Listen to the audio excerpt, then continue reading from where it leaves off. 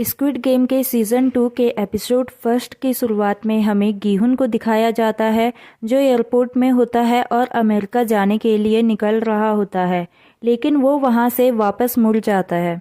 गीहुन को एक फ़ोन आता है जहाँ उसे बोला जाता है कि वापस कहाँ जा रहे हो, अब तुम्हारा वहाँ बचा ही कौन है और तुम्हें अपनी बेटी के पास अमेरिका चले जाना चाहिए। गीहुन इधर उधर देखता है और उसे पता चल जाता है कि कोई उसे देख रहा है। गीहुन उसे कहता है कि चुप कर क्यों बात कर रहे हो, हिम्मत है तो सामने आकर बात करो और तू चाहे कहीं भी छुपा हो, मैं तुझे ढूंढ कर ही रहूँगा। अब गीहुन वहाँ से सॉल के लिए निकल जाता है।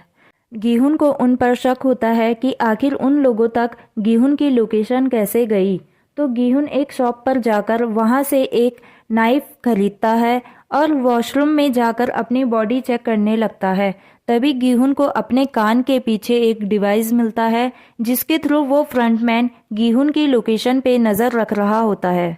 अब गीहुन उसे नाइफ से काट कर निकाल देता है। अब हमें हॉस्पिटल का सीन दिखाया जाता है जहां जुनहो कोमा में होता है क्योंकि उसे गोली लगी थी जिससे वो पानी में गिर गया था। अब जुनहो को थोड़ा थोड़ा होश आने लगा था जहां उसकी मॉम उसके सामने खड़ी थी। अब यहाँ हमें 2 साल बाद की स्टोरी दिखाई जाती है जहां जुनहो ट्रैफिक पुलिस की ड्यूटी कर रहा होता है और वो स्कूटी से आ रहे एक कपल को रोकता है जो बिना हेलमेट पहने गाड़ी चला रहा होता है। जुनहो उससे फाइन ले रहा था, तभी वो लड़की स्कूटी से नीचे उतरती है और जुनहो पर लाइन मारने लगती है ताकि वो उनसे फाइन ना ले। बट जुनहो फाइन लगा चुका था और अब वो लड़का अपनी गर्लफ्रेंड को वहीं छोड़कर वहां से निकल जाता है। अब जुनहो के सीनियर जुनहो से मिलने आते हैं। जुनहो को उस आइलैंड के बारे में इंफॉर्मेशन चाहिए थी बट वो आइलैंड अभी तक मिला नहीं था और उनके पास उस गेम से रिलेटेड कुछ भी प्रूफ नहीं था, जिस वजह से जुनहो की बात पर कोई भी जल्दी से भरोसा नहीं कर रहा था। साथ ही जुनहो ने उन्हें जो फोटोज़ भेजी थी वो भी उन तक नहीं पहुंची थी। ना ही जुनहो का फ़ोन उन्हें मिला क्योंकि वो पानी में गिर गया था, इसलिए सभी को जुनहो की बात झूठ लग रही थी।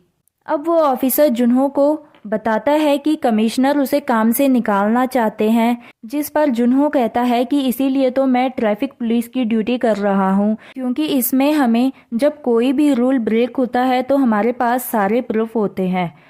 तभी वो सीनियर जुनहो से पूछता है कि जिसने उसे गोली मारी है क्या सच में उसने उसका चेहरा नहीं देखा है, तो जुनहो झूठ बोलता है और कहता है कि नहीं, मैंने उसे नहीं देखा। जुनहो घर आकर अपना घाव देखता है जहाँ पर उसे गोली लगी थी। तभी उसे वो बात याद आती है जब वो फ्रंटमैन के सामने खड़ा होता है और फ्रंटमैन अपना मास्क उतारता है।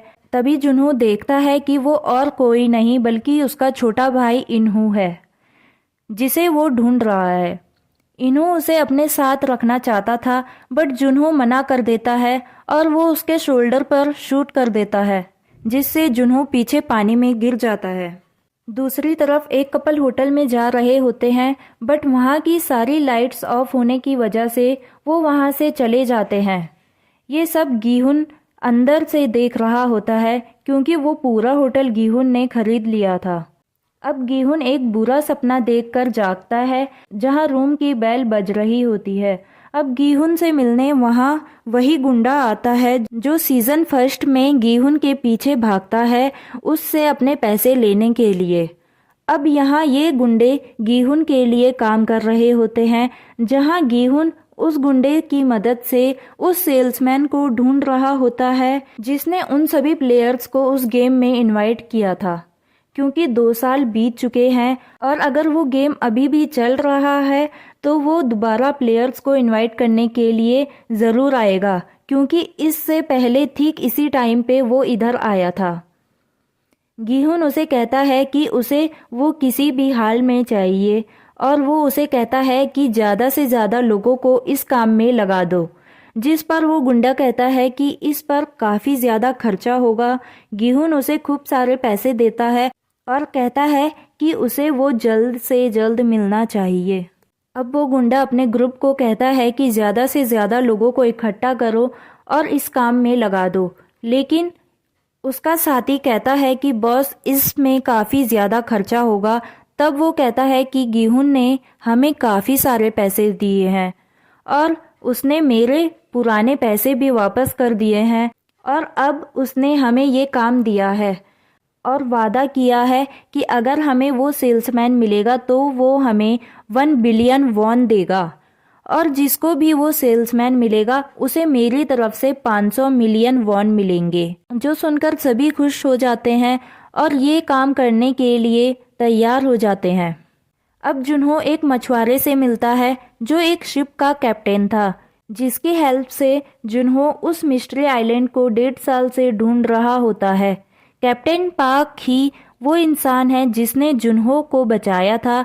अब वो जुन्हो को कहता है कि तो बताओ अब किस तरफ जाना है तुम्हारा मिस्ट्री आइलैंड ढूंढने के लिए। वहीं दूसरी तरफ हमें मिस्टर किम और वूसॉक को दिखाया जाता है जो अपने सभी साथियों को उस सेल्समैन के बारे में बताते हैं जो लोगों के साथ दागची खेल कर उन्हें उस गेम में इनवाइट करता था। अब वो सभी उसे ढूंढने के लिए वहां से निकल जाते हैं। अब हमें कैप्टन पाक और जुन्हो को दिखाया जाता है जिन्हें अभी भी वो आइलैंड नहीं मिला था। कैप्टन पाक जुन्हो को कहते हैं कि तुम इतने टाइम से जिस आइलैंड को ढूंढ रहे हो उस तरफ काफ़ी सारे आइलैंड है जहां तुम मुझे मिले थे और ये बताना मुश्किल है कि वो आइलैंड कौन सा है जहां पर तुम्हें गोली मारी गई थी। अब तुम्हें उस आइलैंड को और उस गेम को भूल जाना चाहिए। जुन्हो मान जाता है और कहता है कि अब से मैं उस आइलैंड को ढूंढने के लिए नहीं कहूँगा। ये सुनकर कैप्टन पाक खुश हो जाते हैं। अब वो सभी गुंडे वहाँ के सभी स्टेशंस में फैल जाते हैं और सभी जगह उसे ढूंढने लगते हैं। जिसके भी हाथ में ब्रीफकेस होता वो उसकी तलाशी लेते और सभी लोगों को उसके बारे में पूछते, लेकिन उन्हें कुछ भी पता नहीं चल पा रहा था। अब मिस्टर किम और वूसॉक एक स्टेशन पर बैठे थे। वूसॉक कहता है कि बॉस हम 2 साल से उस आदमी को ढूंढ रहे हैं बट ऐसा कोई इंसान है ही नहीं और गीहुन भी मुझे फ्रॉड लगता है। जिस पर मिस्टर किम कहते हैं कि वो ऐसे ही किसी पे भी इतने सारे पैसे उड़ा नहीं सकता। तभी उन्हें एक आवाज़ सुनाई देती है जो दागची खेलने की थी। तभी वो सामने स्टेशन में देखते हैं जहां उन्हें वही सेल्समैन दिखाई देता है जो एक लड़के के साथ दागची खेल रहा होता है। तभी वो दोनों गीहुन को फ़ोन लगाते हैं और उसे इस बारे में बताते हैं। गीहुन उनसे कहता है कि उस पर